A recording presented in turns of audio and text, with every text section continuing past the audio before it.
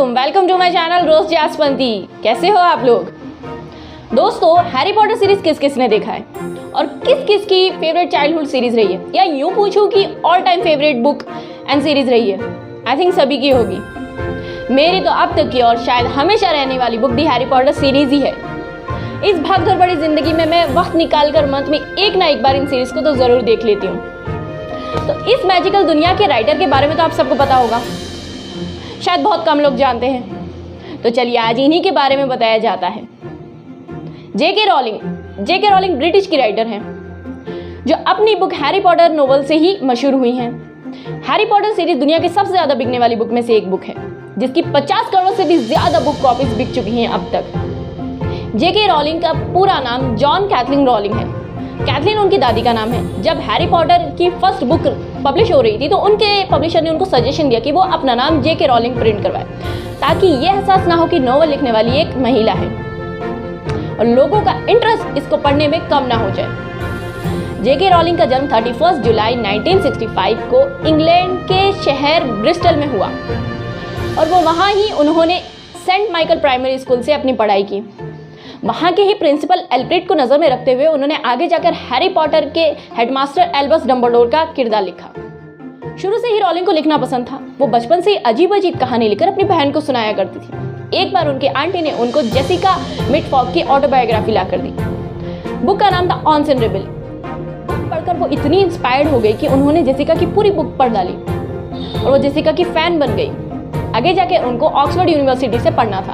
उन्होंने वहाँ एंट्रेंस के लिए एग्जाम दिया पर सिलेक्शन नहीं हुआ, जिसके कारण उनको एक्सीटर यूनिवर्सिटी से पढ़ना पड़ा और फिर उनको एमनेस्टी इंटरनेशनल नाम एक इंडस्ट्री में काम मिल गया। पर उन्होंने बाद में मैनचेस्टर से कॉमर्स ऑफ चैम्बर में काम किया और वहीं से मैनचेस्टर से एक बार लंदन आते वक्त ट्रेन में उनके मन में जादूगरी के स्कूल में पढ़ने वाले एक यंग बॉय की कहानी छप गई। उन्होंने इसमें काम करने का सोचा। उनके मन में वो कैरेक्टर बस गया। इसी बीच उनकी माँ की मौत हो गई। उनकी माँ की मौत से उनको बहुत प्रभाव पड़ा। वो उनकी माँ की बहुत करीब थी। वो दुखी दुखी रहने लगी, पर उन्होंने अपना दुख दूर करने के लिए लिखना शुरू किया। 1990 में इंग्लिश पढ़ाने के लिए वो पुर्तगाल चली गई और वहीं उनकी मुलाकात एक जर्नलिस्ट जॉन एंटेंसे से हुई। फिर 16 अक्टूबर 1992 को उन्होंने उनसे शादी कर ली। शादी के बाद उनकी घर में एक बेटी हुई, जिसका नाम उन्होंने जेसिका रखा। फिर घरेलू अनबन के कारण और डोमेस्टिक वायलेंस के कारण उन्होंने अपने पति से डिवोर्स ले लिया। अब वो वापस अपनी बहन के पास ब्रिटेन आ गई। छोटी बच्ची की जिम्मेदारी और डिवोर्स के कारण वो बहुत डिप्रेशन में रहने लगी। उन्होंने कई बार सुसाइड अटेम्प्ट का सोचा, पर छोटी बच्ची को देखकर उन्होंने ये सब ख्याल छोड़ दिया। फिर अपनी बच्ची के साथ जीवन व्यापन करने के लिए उन्होंने वेलफेयर बेनिफिट का फॉर्म भरा, जिसके तहत ब्रिटिश सरकार poor people and single parent को पैसे देती थी। उन्होंने वो पैसे लिए और फिर लिखना स्टार्ट कर दिया और आखिरकार उनकी first book Harry Potter and the Philosopher's Stone पूरी हो गई। एंड 1995 को उन्होंने एक पुराने टाइपराइटर से उसको टाइप किया। फिर पब्लिशिंग हाउस में लेकर चली गई पब्लिश करवाने, पर यहाँ भी उनको बहुत परेशानियों का सामना करना पड़ा। 12 पब्लिशिंग हाउस ने उनकी बुक को छापने से मना कर दिया। रॉलिंग को अपनी उम्मीदों में पानी फिरते हुए नजर आ रहा था, पर फिर भी उन्होंने हार नहीं मानी। वो लगातार मेहनत करती रही और फिर एक साल बाद एक पब्लिशिंग हाउस ब्लूम्सबेरी उनकी बुक को पब्लिश करने के लिए तैयार हो गई।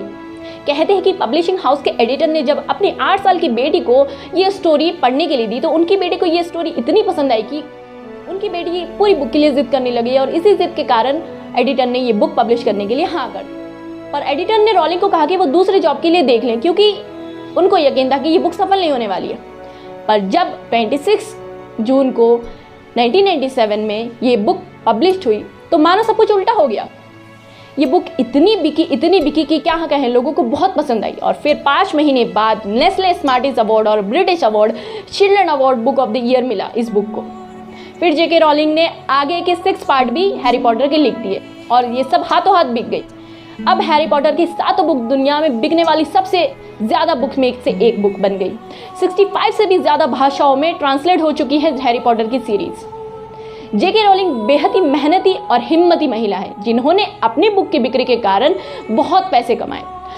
लगभग $1 अरब से भी ज्यादा कमाई उनकी हो चुकी है। फिर 2011 में उन्होंने नील मोरे नामक एक व्यक्ति से शादी कर ली, जिनसे उनको एक बेटा और एक बेटी हुई। जब वो हैरी पॉटर की पहली बुक लिख रही थी तो वो ईडनबर्ग में अपनी बहन के साथ रहती थी। तो वही अमीर बनने के बाद उन्होंने ईडनबर्ग में एक घर खरीदा और वहीं पड़ोस का घर भी खरीद लिया ताकि वो अपने बच्चों के लिए एक स्पेशल ट्री हाउस बनवाए। वो पड़ोस का घर खरीद कर उन्होंने उस घर को तुड़वा दिया। उस घर की कीमत लगभग $13 लाख थी। जेके रोलिंग मेहनती और हिम्मती महिला के साथ साथ बहुत ही मददगार महिला है। उन्होंने अपनी कमाई की बहुत ज्यादा पूंजी दान में भी की है। लगभग उनकी दान को अगर अभी जोड़ा जाए तो 140 करोड़ से भी ज्यादा दान वो कर चुकी हैं। कोरोना काल में भी वो पीछे नहीं हटी। उन्होंने कोरोना काल में एक ऑनलाइन बुक रिलीज की, ईगा बुक, और जिसकी रॉयल्टी उन्होंने कोरोना पीड़ितों को दे दी। तो ये तो थी जेके रोलिंग की कहानी, जिन्होंने कभी भी हार नहीं मानी। दोस्तों, आप और हम अगर कोई नया काम शुरू करते हैं और किसी एक्सपीरियंस पर्सन से वो काम हमें रिजेक्टेड मिल जाए तो हम सोचते हैं कि शायद ये बेकार ही काम, पर जेके रोलिंग ने ऐसा नहीं किया। 12 बार रिजेक्शन होने के बाद भी उन्होंने अपने काम को रोका नहीं, वो जारी करते गई लिखना, और आखिरकार उनको उनके मेहनत का फल मिला। तो आप और हम अगर ऐसे ही अपने ऊपर विश्वास रखें और अपने काम को प्रायोरिटी देकर दूसरों की बातें ना सुने, सिर्फ सजेशन एंड आइडियाज ले, तो शायद हम और आप भी आगे चलकर कामयाब बन पाएंगे। अगर ऐसी ही कहानी आप मुझसे ज्यादा सुनना चाहते हैं तो मेरे चैनल को लाइक, शेयर एंड सब्सक्राइब कर दीजिए ताकि ऐसे वीडियोस मैं आपके साथ और भी लेकर आऊं। तब तक के लिए अपना ख्याल रखिए, इंस्पायर रहिए। अल्लाह हाफिज।